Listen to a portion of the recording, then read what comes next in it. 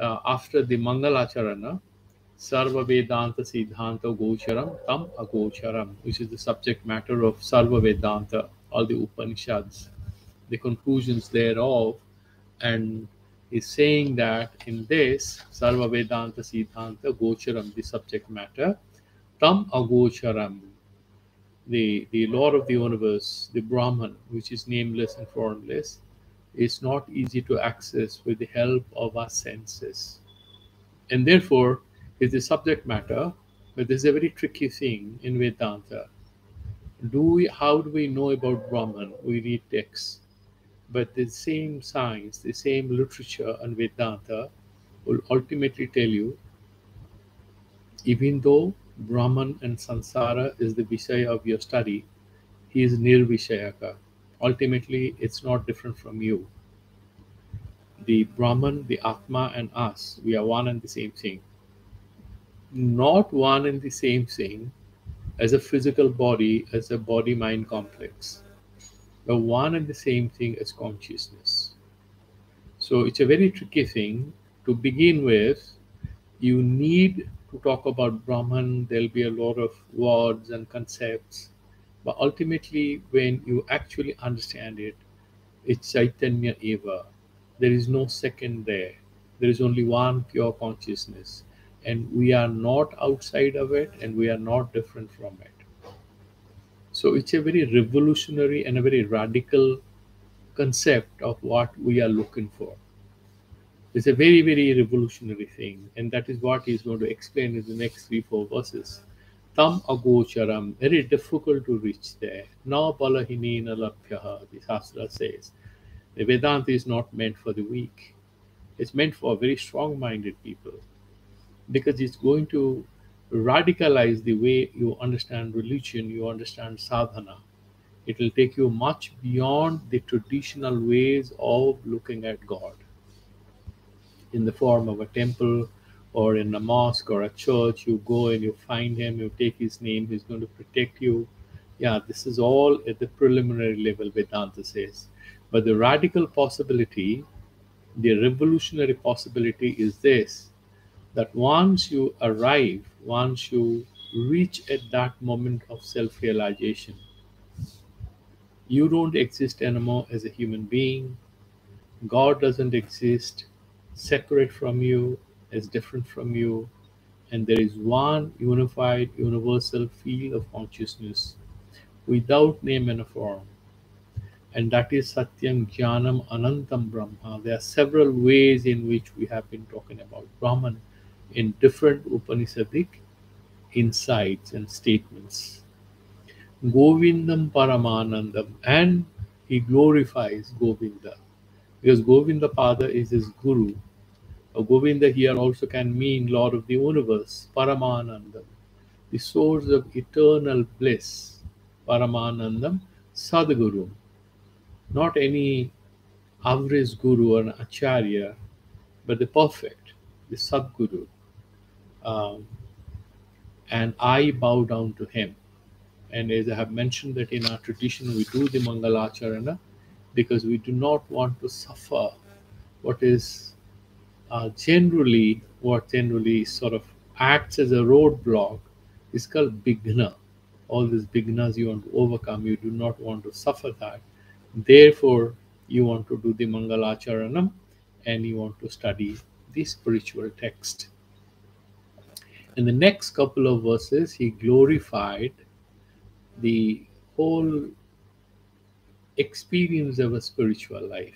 Why is it so important to turn spiritual and look for oneself? Jantunang narajanma dulhavatamam dulhavam ataha. Jantunam, among all of us, getting human life is so precious.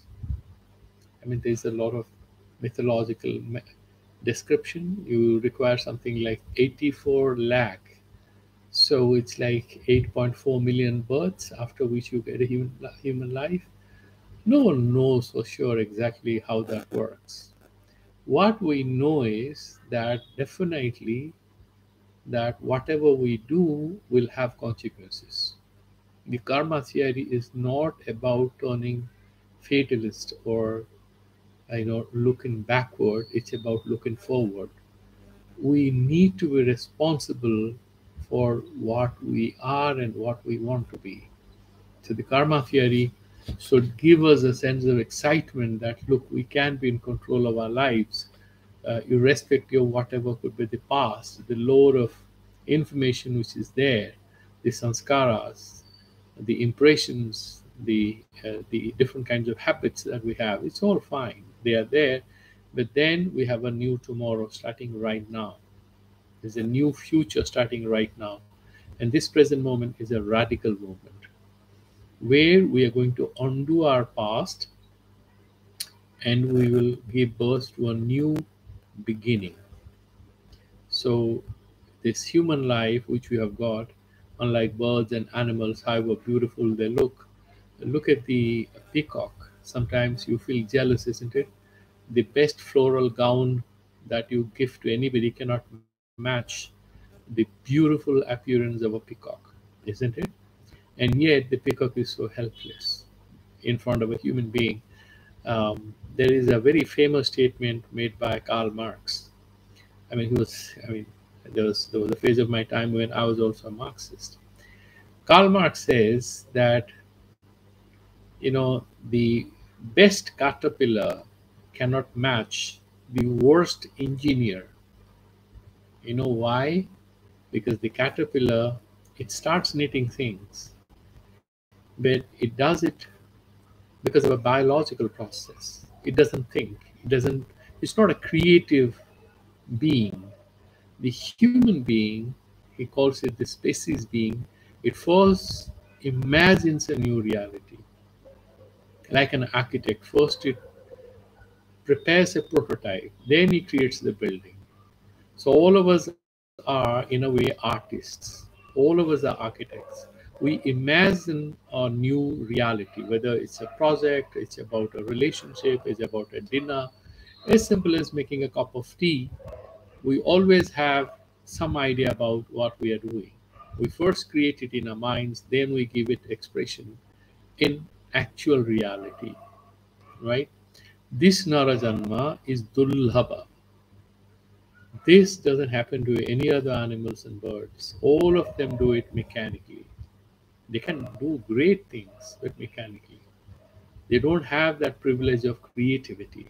Number one. Number two, animals also kill, and that is again and again discussed in these spiritual scriptures. The tiger kills people, isn't it? Does it have any papa?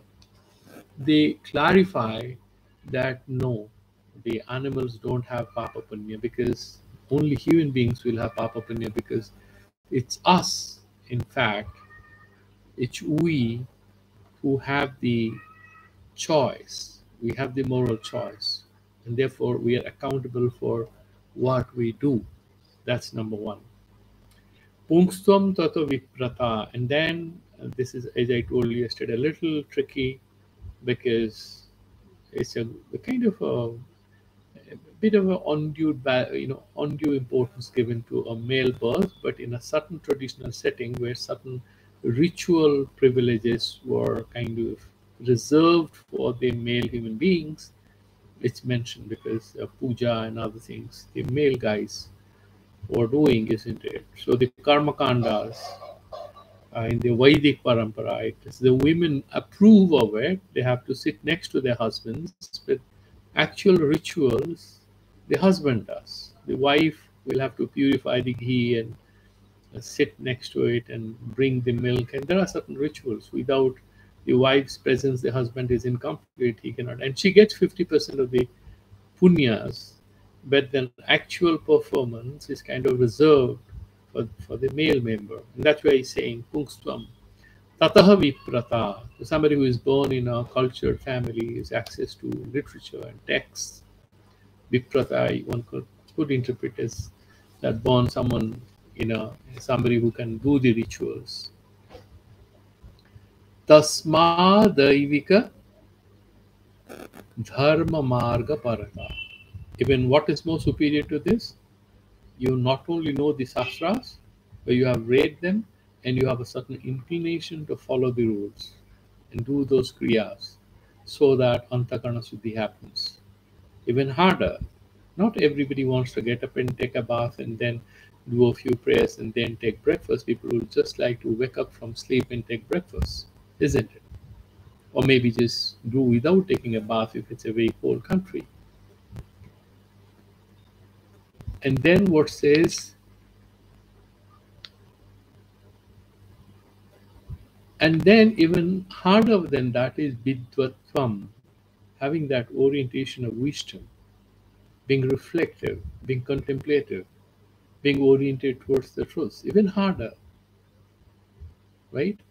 So, vidyatvam, asmat param. So, you can do karma kanda, but being interested in Vedanta even is harder.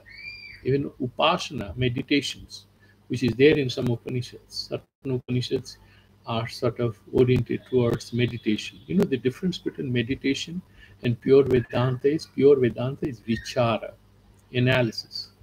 Upasana is sitting and doing meditations. Atma anatma vivechanam. This is even harder. Interested in books is fine, but you are trying to understand this is Atma and the rest is Anatma.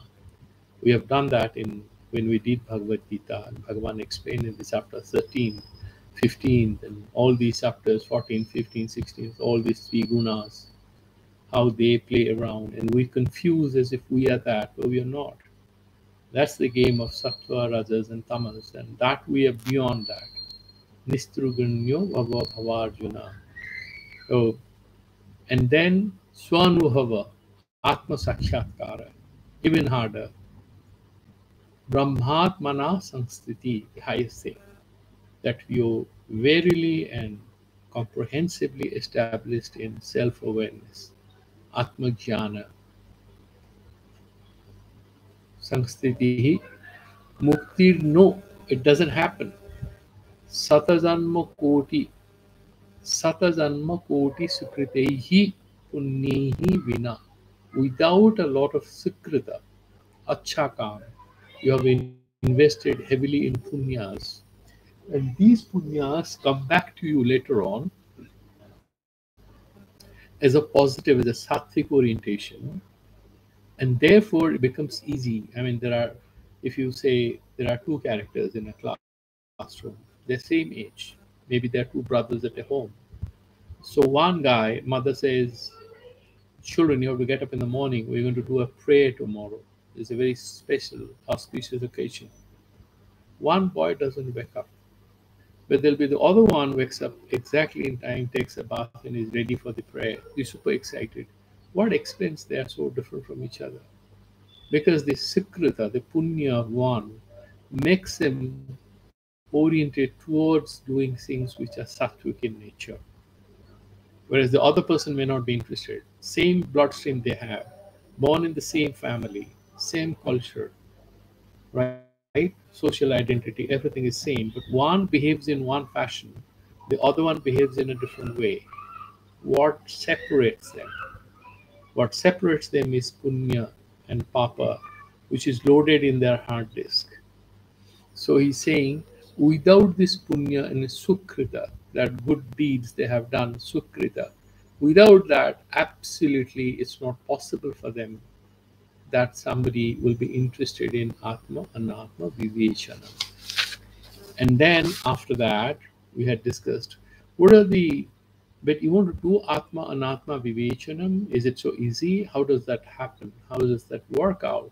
So he explains here that look here, there are a few blessings that we are born with, and we need to take care of it. We need to recognize it, feel happy about it, and benefit from them.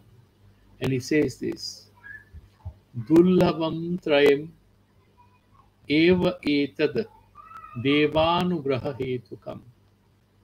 They are these anugrahas, certain blessings bestowed on us. And what are they? One is Manushyatvam.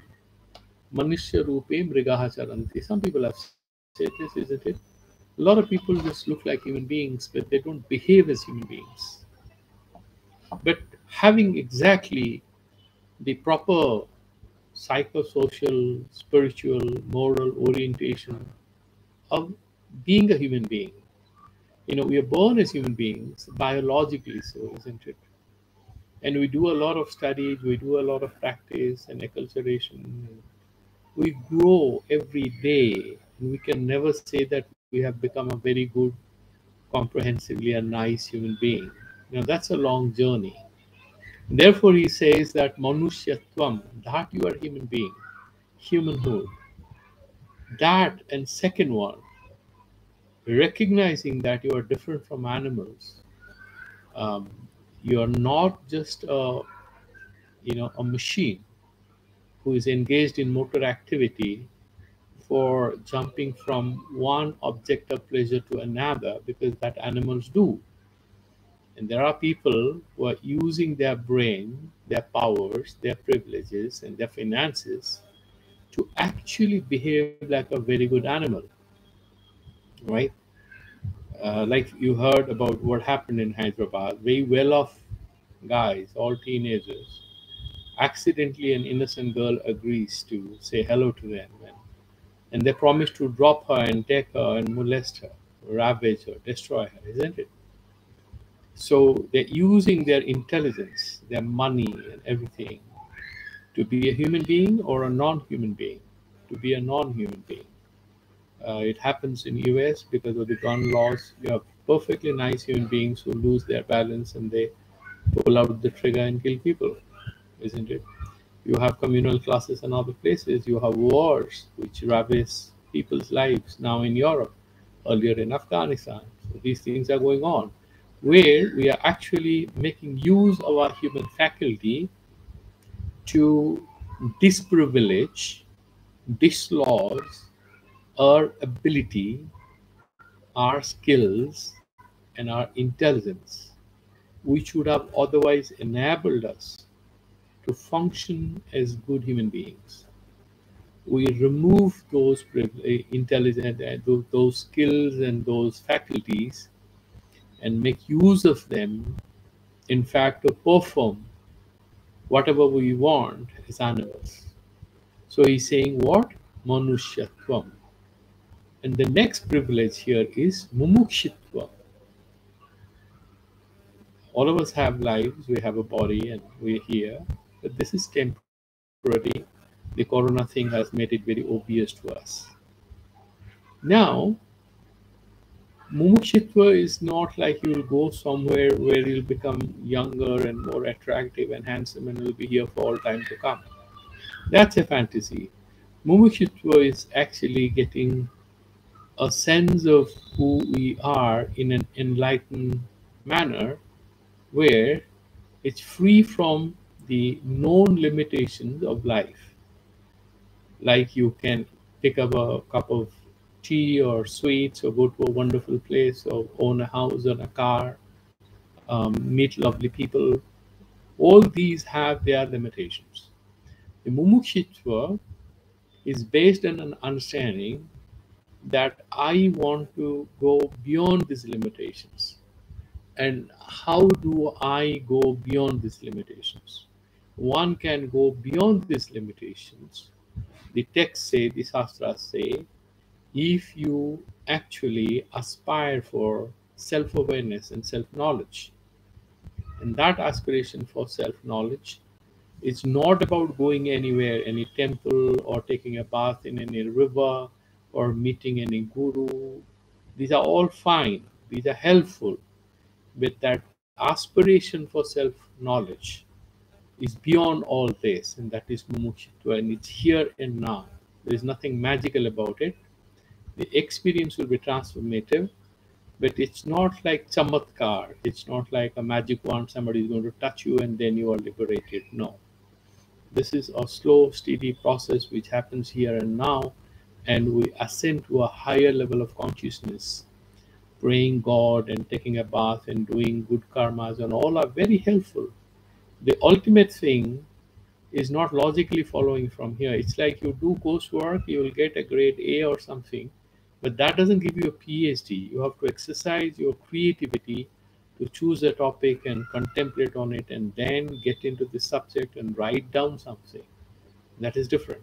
But the moksha thing is radically different from a PhD. I'm just using that as an example because that is all about getting rid of your thought, your actions, and everything, but doing contemplation so that you drop all contemplations. You think, you analyze in order to go beyond all thoughts and analysis. You read books to go beyond all books. That sense of the term. And finally, he's saying Mahapurusha Sangsrayaha. So anybody who is an aspirant, he keeps looking for a guy he can talk to, he can ask a few questions. Sangsraya. Asraya is protection, Sangsraya, and comprehensively, something which is more complete. You get that divine protection of gods and goddesses that we do prayer and puja. But here, meeting somebody in person, like Vivekananda was madly looking for somebody who could answer his questions. If somebody has genuine questions, spiritual questions, he feels very good when he meets somebody who can answer those questions. So he's saying that Mahapurusha Sangsrayaha. So having three things, that we are human beings, that we have some aspiration for liberation, and finally that we are in touch here. The Mahapurusha Sangsraya is Bhagavan, Sankaracharya himself is talking to us through this text. So this is symbolically speaking one way of connecting with that Guru Parampara, which has the potential to give us protection against confusion and lead us on the path towards a better analysis of who we are. And this takes time, doesn't happen in a day. Now, what are the then he immediately mentions what are the miseries of a person who is not a spiritual person. If we are not spiritual, if we do not have these three things, what happens? So he's trying to sort of tell us that we shouldn't be bad. We should recognize the privilege God has given us. So what does he say here? If God has given us a body, God has given us a very good mind, and we are not making use of it, the Acharya is very unhappy with us. And he says what? Labdva kathanchit narajanma dulhabam tatrapi pungsvam shrutipara जस्त्वात्ममुक्तौ नयतीतमूढधिः सह्यात् सह्यात्महा सह्यात्महा त्वं विनिहन्त्य सद्ग्रहात्. My eyes are dazzling. Labdva kathanchit narajanma dulhabam. We just have discussed this, isn't it? That the Jivatmas do not find it easy to be human beings very easily. After a lot of punyas, a lot of struggle, we have reached here. Dulhavam, tatrapi, and then after being a human being, he's again repeating that same traditional thing that you're somebody able-bodied and you have the privilege, you are intelligent. Pungsvam, you can do karma kandas, the Vedic rituals. And what is more, that Vidyatvam he had mentioned, Vaidika Dharma Parata, and before that, what he mentions? Shruti Paradarshanam. Somebody who not only reads what is written there in the Upanishads, but he has a very good understanding. Hmm? And you also get it. There are a lot of people who have done PhDs, they have studied a lot, philosophy. Shruti Paradarshanam. And then after knowing all that, Yahatu Atma Mukto, and he's not interested in self-liberation or self-knowledge. You know all that, but you're not interested in breaking free from this limited existence, the limitations of the mind, of your nature, of your habits. You don't want to break free from them. Na yateta muradihi. So you're not making any yatna, perseverance, or effort. You're not pushing yourself a little more to understand what is the nature of existence. You have got the access to the Shastras, and Shastras verily lay bare what is the nature of Jivatma, and why we are here. What are the things which are going to give us a few privileges in terms of like going to Swarga and stuff like that? What is Papa Karma that we should avoid? We know all that. And then they also tell us how to, having done Antakarna Suddhi, meditate on the self of the Atma Tattva.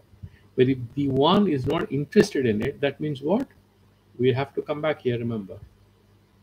And we don't know in what family will be born. Imagine you're born in one of those sub-Sahara African families. I mean, it's terrible. Once we had a project, so we were working in a village, in a place in Niger. It's a former French colony, and terrible. They live in mud houses, 10 by 10, and then no windows, nothing. And there'll be three, four women. They're all wives of one man, and maybe 20 children, maybe.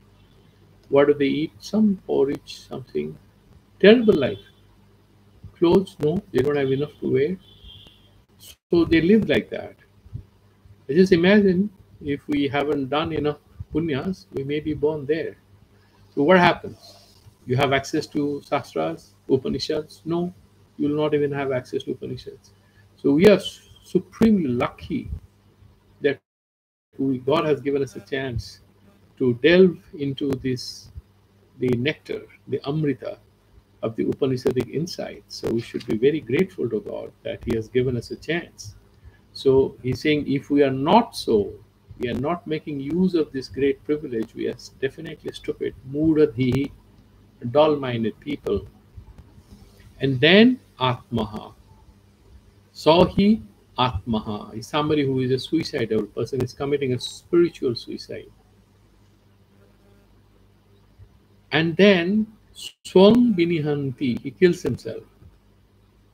Asadgraha, he is not having Sadagraha, Asadgraha, Duragraha, is interested in wrong things, Viparita Buddhi, is going in a different direction. Now I'm sure, because we have already done the Bhagavad Gita, you have a few powerful questions to refute this statement, isn't it? You'd say, sir, in the second chapter, didn't Bhagavan say, Achaloyam Sanatana Nainam Chinnanti Sastran? I mean, this Atma, the weapons cannot kill. And then how Sankaracharya, who wrote such great commentary in the Upanishads, Bhagavad Gita, how can he be so casual in using this word Atma? Atma cannot be killed, cannot be destroyed. So how can a person kill himself or herself? The Atma cannot be destroyed. No, we have to understand why he's trying to say that. Here, by saying Atmaha, he's essentially mentioning, because nobody actually, Sansayatma Vinasyati, Sankaracharya dutifully commented on that and says, when he's saying Vinasyati, Pranashyati, it's not that he's going to die. These are Arthavada. So what is Arthavada sentence? Either Stuti Paraka or Ninda Paraka. So the mother is supremely angry with the child because the child is planning to go and join a feast in one of their relatives' house who have had a fight with the mother. So the mother says to the son, where are you going? I'm going to the party. Where? To that auntie's house. Oh, I see. So you're going to have join the feast. Why don't you take poison instead? So does he mean that go take poison? No.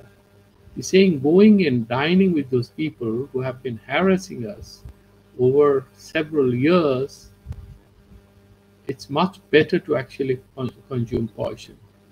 So this is an Arthavada sentence. It's not directly being said. You're not exactly saying that. You're meaning something else. Similarly, you have a lot of such Arthavada sentences. So if you say Vayu Veikshitishta Devata, so it is Arthavada sentence that if you worship the Lord of Air, Vayu Devata, you will get results very fast. Why? Why everyone worships Lord Hanuman? Pavanasuta, right? And he's very powerful. Soon after his birth, he went to get hold of the sun, thinking it's a red ball or something, isn't it? So people worship him because he'll give quick results. It's very powerful. He'll give them protection. That is the idea. So you have these Arthavada sentences. Similarly, Bhagavan is saying Atmaha means somebody who is interested in reducing the chances of his spiritual evolution. I mean, it's like you have a lot of money, okay? You have a lot of money. So if you go to a guy who is an expert in investments, what does he tell you? That no, you have to do your portfolio like this, and this is so much, 20% or 15% for high risk, and this and that. I don't know much about it, but he'll give you very good advice. But then you want quick benefits. Then he says, no, no, no, I'm not going to listen to you. Then you put all your money in one high risk share, and then you lose everything. The value of your investment becomes 20% after 1 year. You go back to that guy, he said, you didn't tell me. He said, no, you never listened to me. I told you that there is a way to go about it. That is why, what was this guy? He was one Atmaha. He was suicidal. Whenever we are on a wrong path, whenever we do not listen to our inner spirit, the inner self, we are listening to what? We are listening to our ignorance. We are listening to our prejudices. We are listening to our wrong ways of thinking and doing things. That is being suicidal. In that sense, he's saying. Okay. In the next verse, in the verse number 5 now, he's saying, Itaha kvantvasti mudhatma, and who can be yastu swarte pramadyati. He's expanding that same thing, what he already mentioned right now. He's just expanding the same thing.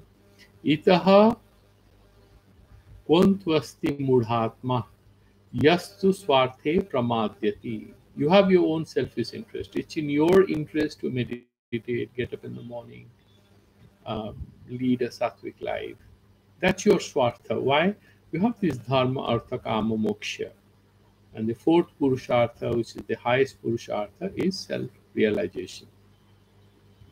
And then you are doing pramada. What is pramada? When you have enough reason to do the right thing and you are aware of what is that right thing that you should do, but you are not interested in it because of any wrong understanding, prejudice, or bad habit.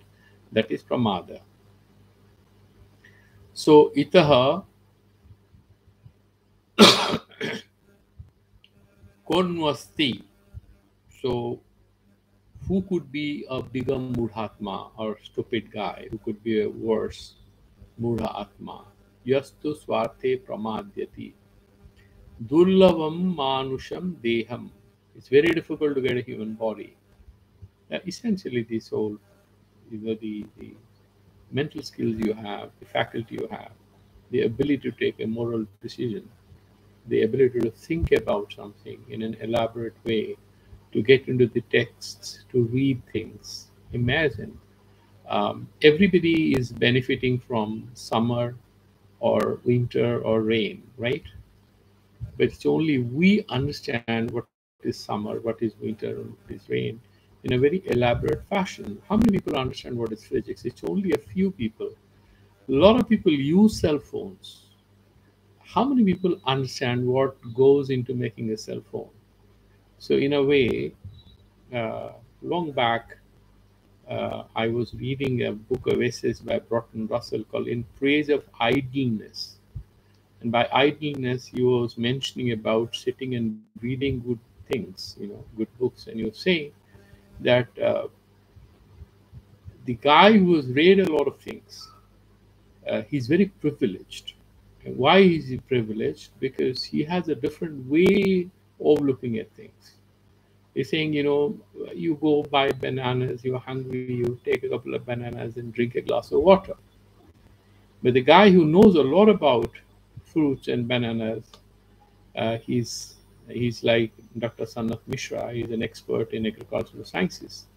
He recognizes what is the variety of this banana and then the nutritional value of that fruit.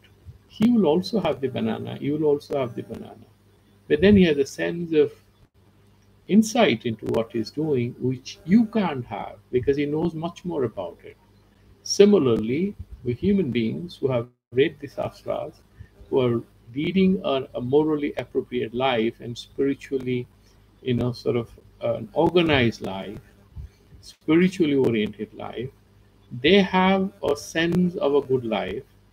They have an experience of life which is radically different from the rest of the universe, who may be having equal access to food and house and shelter and privileges and other things. But they don't have that key to a completely different experience of life. So this Manusha Dehem Prapya Tatrapi Paurusham. Again, that's a kind of a repetition. His two things are being repeated in three verses, that being a human being, being a man, and being able to read the texts, the Paurusha, right? So that these are kind of being repeated. So these are glorified, so I don't want to repeat it. After that, in the verse number 6, what does he say? Now he says, you know, in the Bhagavad Gita we read, for example, that it's impossible for a person to become jnana nishta without having engaged in karma nishta. So you have to have karma nishta, you have to have antakarna suddhi and upasana and ishwararpana buddhi, and then you have to suspend your kartritva and bhoktritva, the sense of agency. I'm the doer, I'm going to benefit, I'm going to enjoy this. Drop all that. Then you resolve your mind, and then you will have vairagya. Then you can take vividisa sannyasa, and then you have guru pasadana gachet. You'll go and sit and study. That's all we had studied there. So it's not possible, Arjuna was told, that you cannot jump onto a life of sannyasa. It doesn't work, you'll become a mithyachara. Here, he's saying something which might tickle you a little because it seems maybe he's contradicting what Bhagavan has said, but he's not contradicting what Bhagavan has said. All he's saying in this verse, we will discuss after I have done Ucharanam of this. Vadantu Sastrani Yajantu Devan Kurvantu Karmani Bhajantu Devataha आत्मेक्यबोधेन विना विमुक्तिर्न सिद्ध्यति ब्रह्म सतांतरेपि. Now we seem to be refuting all that Lord Krishna has advised Arjuna to first do before he is ready for Jnana Nishtha. Now the purpose, what he is saying is Vadantu Sastrani. So it's possible that you master a lot of Shastras. You read all kinds of philosophical books, read Bhagavad Gita, Upanishads, Brahma Sutra, all Prakarana Granthas like Viveka Chudamani. Yajantu Devan, you do yajana, yaga.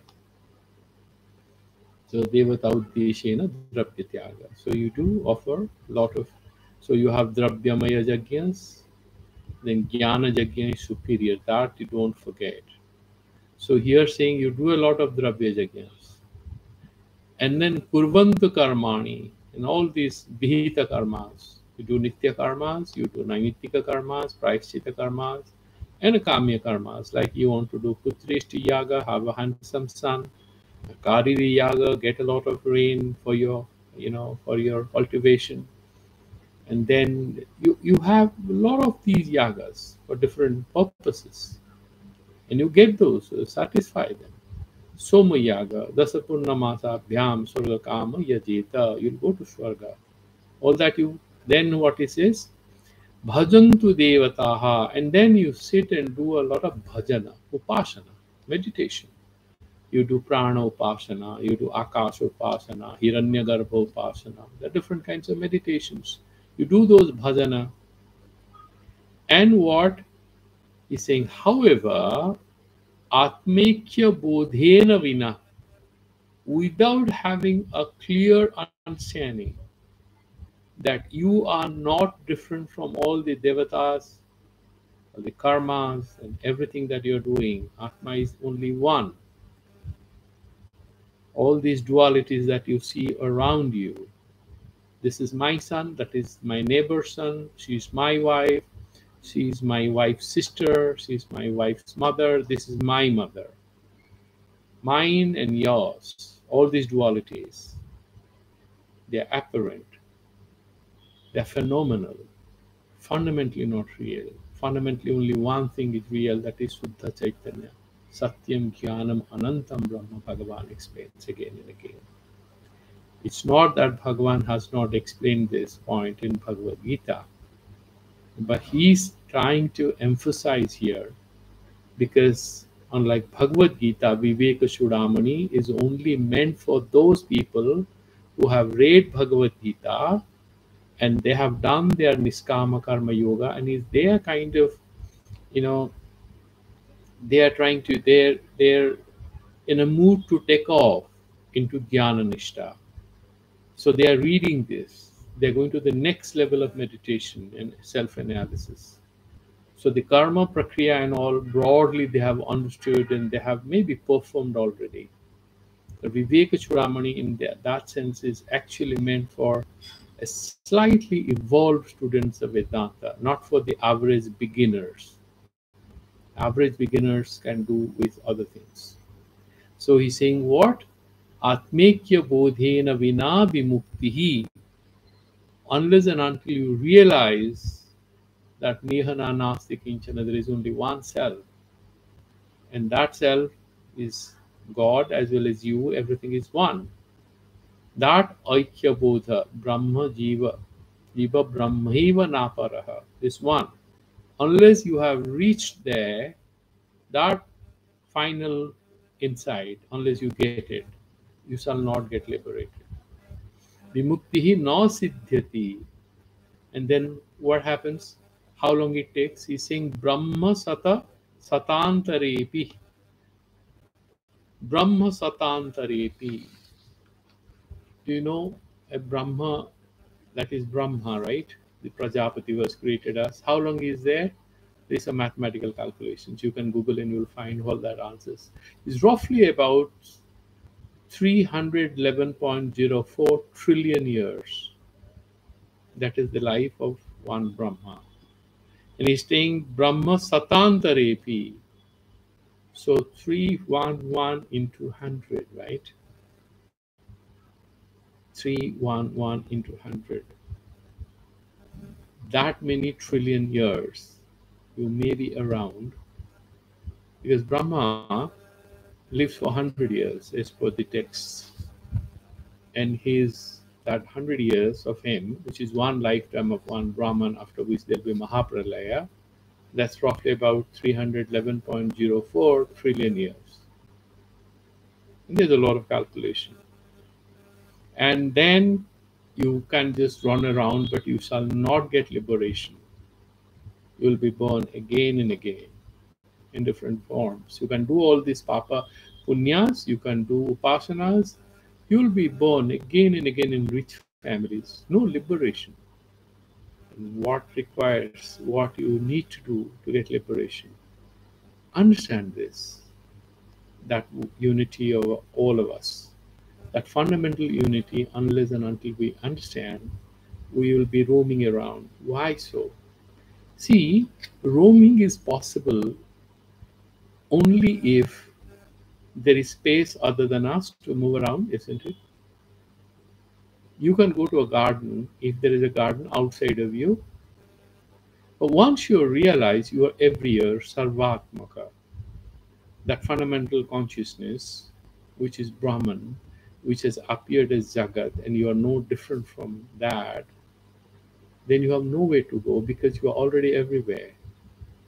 You are not everywhere with a physical body, but you are everywhere as pure consciousness. Galaxies and galaxies, you are everywhere. Think about that radical possibility. Once you have hit that point of self understanding, all that appears as real will continue to appear as real, like the sky continues to appear as blue, but it shall not anymore disturb you.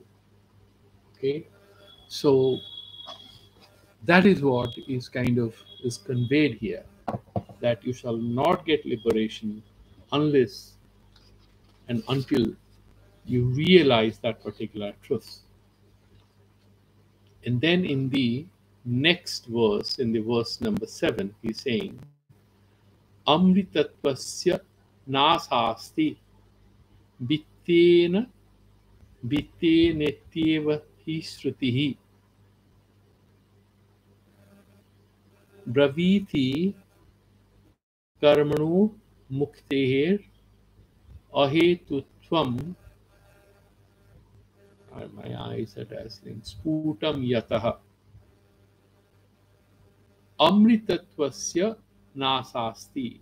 It's not nasa asti. No asa asti. If you have holding that PDF file or whatever. Amritatvasya. Again saying what is possible and what is not possible. That moksha, that immortality,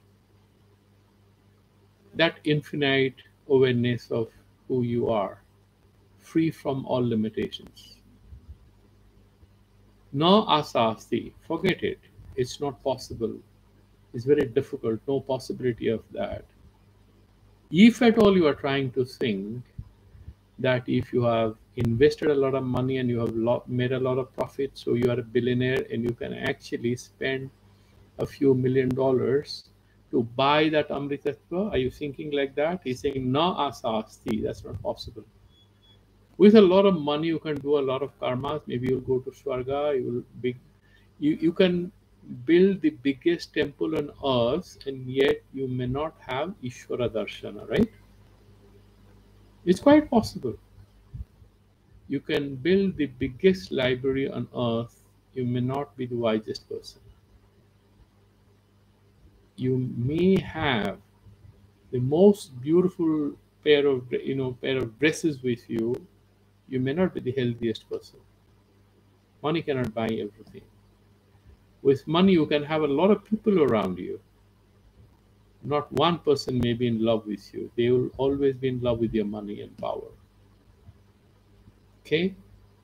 So, vittena ityeva hi srutihi na asasti vittena. So, with money you cannot. So, vitteshana, putreshana, lokeshana. These are the eshana traya. You want Swargaloka with a lot of karmas, and putreshana, you want to have sons who can help you with cultivation, management, and things. And vitteshana, you need money to have son and do karmas and go to Swarga and all that. That will make you roam from life to life, one chain to another chain. Once you are chained in the most handsome man with a wife, fine. Children, problem, death, then you are reborn with another chain, another golden chain or iron chain, depending on your papa punya. It will continue. And he's saying, Brabhiti karmano muktehe ahetutvam sputam tataha yataha. Because he's saying, with the karmas, this is a very powerful argument in Vedanta, and we'll give a little more attention tomorrow. You see, in Vedanta, there are the traditional karmakandis, the Mimamsakas, believe that karma is the ultimate goal of life. So you do the rituals. Don't bother about anything. Swarga Prapti is the ultimate goal of life. The Vedanta, the Upanishad says, that's an inferior path to do the karmas. The karmas have limitations. Okay? And they don't give you any nitya phala, they'll give you only anitya phala. So therefore, don't get super excited that you're going anywhere. You will come back again. In Vedanta, karma will lead to jnana as sahayaka. So this is a preparatory state. But jnana karma samuchaya has been summarily refuted by Sankaracharya in Bhagavad Gita. If you remember, we had long discussions there. You finish your karma, you purify your mind, and when your mind has been purified, you have to be jnana nishta. A person who is contemplative doesn't have to go back to the kitchen. He is contemplating. He doesn't have to think about a house and a car and stuff like that. Of course, you will take a bath and you'll change your clothes and you'll do the basic minimum things. But the ritual karmas, that particular thing, yeah. So we have another meeting. Yeah. So I'll just stop here after 1 second. So what I would suggest is that the karma thing is for antakarna suddhi, for purification. But if you are stuck with the karmas, that is not a hetu of your atma jnana or mukti. Paramparaya, yes. Without karma, you cannot qualify for jnana nishta. But sakshat mukti karana, sakshat mukti hetu, karma no. So buying hiring a Ola or a Uber cab to go to the airport, to be airborne, they help you. But do they help you being airborne directly? No. It's a preparatory stage. So karma cannot be sakshat moksha karana. Paramparaya, yes. So Vedanta accepts jnana karma, krama samuchaya, krama, one after the other. But once you are in the jnana nishta phase, in contemplation, there will be a time you will do all these upasanas, you do the meditations, you do the pujas and everything. In the Vedanta Dhyana Kala also you have to do it. But slowly your interest in doing big pujas and anushthanas will get diminished. And your mind will become purer and purer, and therefore you will do more and more contemplation. And we will extend the discussion tomorrow. We'll take it forward. I'll stop here. We have a meeting soon after this. So any questions, you can put it in the group, and I'll incorporate that in the discussion. Next week, we are going to meet again on Saturday, because it's only during weekends we're going to have these meetings. Om Purnamadaha Purnamidam Purnat Purnamudachyate Purnasya Purnamadaya Purnameva Vasishyate. Om Shanti Shanti Shanti. Shankaram Shankaracharyam